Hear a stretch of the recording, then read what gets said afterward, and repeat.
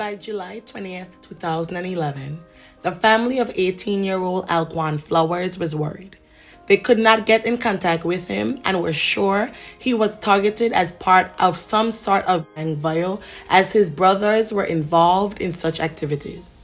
His great aunt Teresa Green said incidents had occurred and she thought it was retaliation.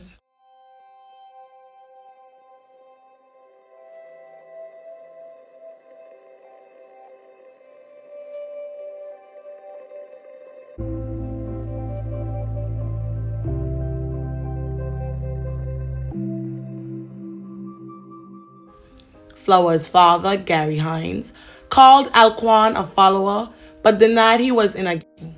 However, he did say that the teen followed his brothers. Flowers was last seen on an unknown block of Red Cross Street at about 3 p.m. on July 19th. His family believed that not long after that, he was taken to Navassa in Brunswick County, the last place his cell phone was used. Within 3 weeks of the missing report being filed, the vehicle that took Flowers across the bridge from Wilmington to Brunswick County had been located. The teen's mother, Keisha Haywood, lived in Georgia at the time, but went to Wilmington to assist in the search for her son. Family and friends handed out flyers at 10th and Rankin Street, where they said he usually hung out. A little over 2 months following his disappearance, Garry Orlando Hines Jr., his brother, was arrested for the fatality of Cornelius Tremaine Blanks, which had occurred about 4 months prior. He was held in the New Hanover County Jail without bond on a first-degree fatality charge. The New Hanover County Sheriff's Office unit cited tattoos on Hines's forehead and cheek as gang symbols. They believed the B stood for blood, and the 3 teardrop tattoos represented 2 different things. The 2 darkened teardrops tend to represent people whose life ended because of you, and the light teardrop represents mourning the loss of someone. Still desperate for answers and keeping his name alive in the community, on November 21st, family and friends held a balloon vigil in Alquon's honor. Each of the orange and yellow balloons had custom messages to the teen or anyone who might have answers who might find one of the balloons. A year following his disappearance, another vigil was held. It wasn't until more than 4 years later, on November 5th, 2015, that investigators uncovered remains in a wooded area along Hooper Road in Leland in Brunswick County. Following testing by East Carolina University, it was confirmed that the remains were those of 18-year-old Alquon Flowers.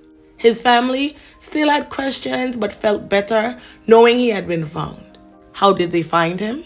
Well, 2 days before the discovery, the district attorney's office met with the family and other law enforcement officers, and it was agreed that a longtime suspect would take authorities to the site in exchange for a plea deal. Brunswick County Sheriff John Ingram said the skeletal remains were scattered on the surface of sandy soil in an area overgrown with scrub oak and thick underbrush. Approximately 20% of Flowers' remains were recovered. However, a cause of fatality was unable to be determined by medical examiners. A memorial was held at a Baptist church, and family and friends celebrated Alquon's life. Following the service, his mother spoke of the devastation not only to her, but to the entire family. Though it wasn't the answer they were looking for, they embraced closure as far as being able to lay him to rest in a respectful manner and the opportunity to be able to move forward. Investigators had been led to the area by then 26-year-old Alan Leroy L.A. Johnson, who pleaded guilty to second-degree fatality on January 5th, 2016 in Flowers' demise. Though he had always been a suspect, law enforcement said there was not enough evidence to prosecute at the time, and Johnson was uncooperative. He was serving a 50-year sentence on robbery charges and had reached a plea deal in which he would serve an additional 15 years after his then sentence. Family members spoke at the sentencing, each sharing that they'd forgiven him. The teen's father said Johnson had been a friend to the family and frequented their home. The betrayal was overwhelming. At the time of Alquon's disappearance, law enforcement in the Wilmington area was also investigating a series of armed robberies which occurred between June and July 2011. Johnson was one of the suspects charged in the case.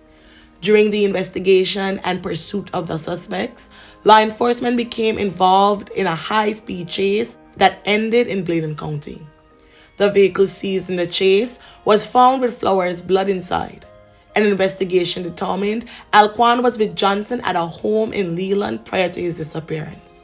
Not long after leading investigators to Flowers' remains, Allen was successful in appealing the robbery cases, and apparently, as a part of an agreement, he conceded to the recovery effort. He was resentenced to 22.5 years in the robbery cases, which would run concurrently with the fatality sentence.